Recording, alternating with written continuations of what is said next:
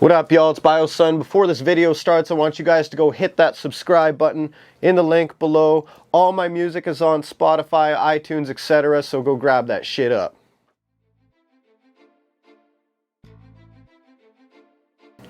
Bioson, I'm an MC from Williams Lake, BC, Canada. I've been making music for about 13 years. I started making music because it was an outlet for my anger issues that I was dealing with. I've spent a lot of time in the hospital. I've spent a lot of time around bullshit, a lot of drama in my life, so I was one of those people that was lucky enough to find an outlet, and writing music was that outlet, and it eventually led into recording music, which eventually led into doing live performances, which eventually led to touring with big name artists.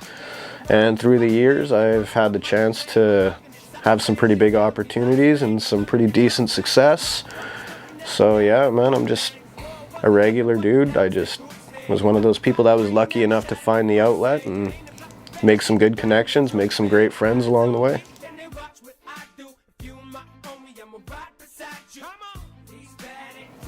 Not really. I mean, it's all about branding yourself and creating a following. Like, if there's a market for you, if people know your name and you're staying up to date and keeping people informed and releasing constant content, then I mean, the music will speak for itself and the music will open the doors for you, as long as you got enough like go-getter in you to go get it, you know what I mean? Like, and make those connections. And I mean, you're not that limited if you're from a smaller town.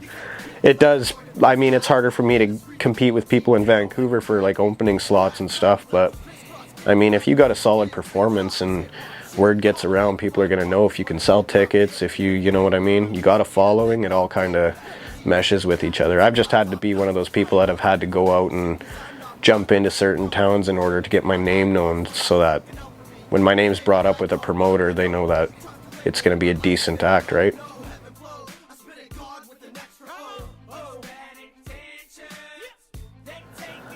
Opening for D12 in Prince George at the CN Center was pretty insane.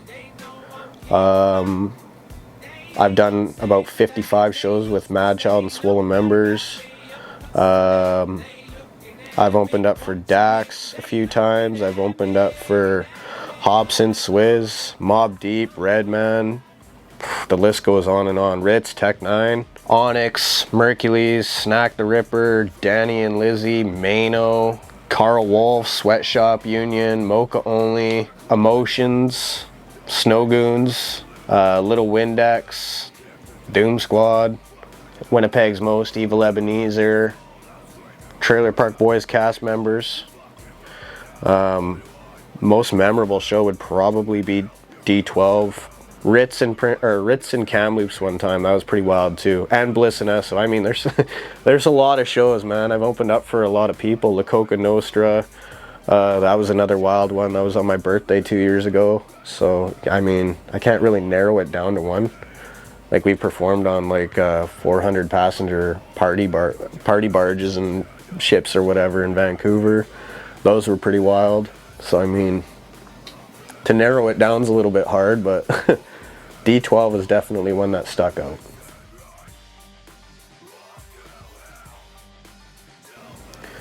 Artists that inspire me. I am actually heavily inspired by Bliss and Esso, because I love their music. Vinny Paz, all of the Army of the Pharaohs guys. Iliano.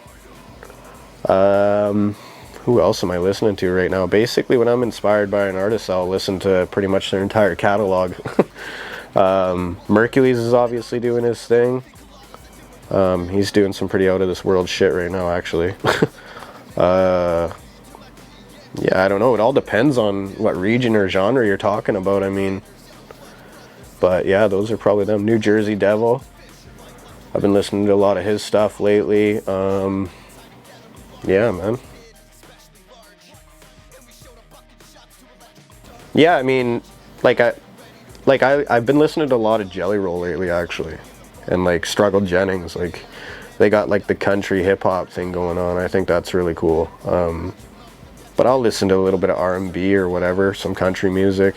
It all depends. I mean, I kind of when you become an artist at this level, you can't be stuck in your own lane. It only works for so long. So I'll reach out and like start listening to a little bit of country music or just singers in general, just to kind of maybe be influenced by it and get it to kind of mesh with what I'm trying to do a little bit, right? It's a good way to like get different flows and shit going on, I find. So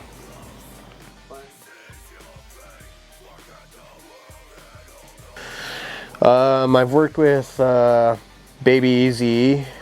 I've collabed with Mr. Hyde, Self-Titled, Block McLeod, Madchild, Iliano. The list kind of goes on and on. Tyrone from Trailer Park Boys. I've done some pretty weird collabs, actually. Esoteric from Army of the Pharaohs. I've pretty much done a collaboration right now with like over half of the Army of the Pharaohs, so that's pretty cool because those are guys that I really look up to. Yeah, man, I'm sure if Mocha Only, if I went back further in my catalog and had it right in front of me, I could tell you more, but you can go check for yourself on YouTube.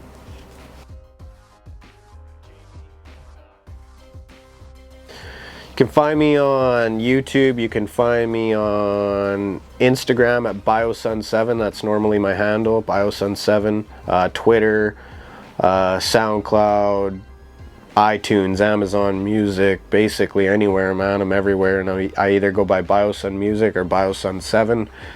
So yeah, man, that's how you can find it. And my name is pronounced Bioson.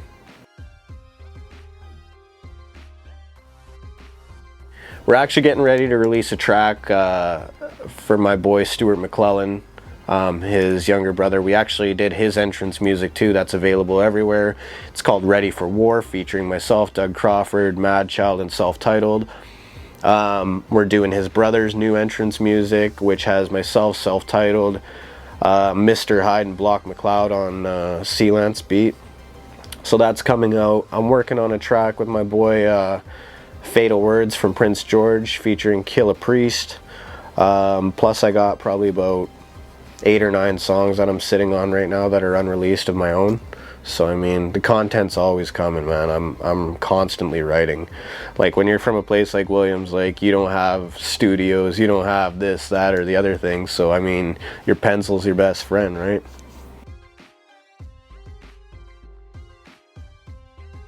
I just want to thank everyone for the support this far. I mean, big thank you to the promoters that have like put me on those stages and had me open for some of these people that influenced me. I want to give a big shout out to Chelsea Grobins with Where It's At Entertainment, putting me on some of these big shows. I also want to give a big shout out to Heavy D Entertainment. I also want to give a big shout out to the 7 Side members. That's Mavis, Split Second, MK Beats, Kenny Deals, 88 Productions. If you guys are looking for beats, go holler at them. That's what the 7 stands for, paying homage to the group. So go follow them up. They always make dope music. It's been a pretty wild journey this far, and I mean, even the haters, the people, like some of the friends that I've parted ways with, man, like over petty stupid music shit, I mean, it sucks. Like that's just kind of how music goes. So I mean, yeah, man, I hope you guys are all doing good, and yeah, man, thank you guys for all the support so far. At this point in my life, it's getting pretty overwhelming, like looking back with COVID-19 happening, and I'm finally getting a little window where I can look back on some of the stuff that's happened, not just jump to the next thing, right? So it's pretty wild.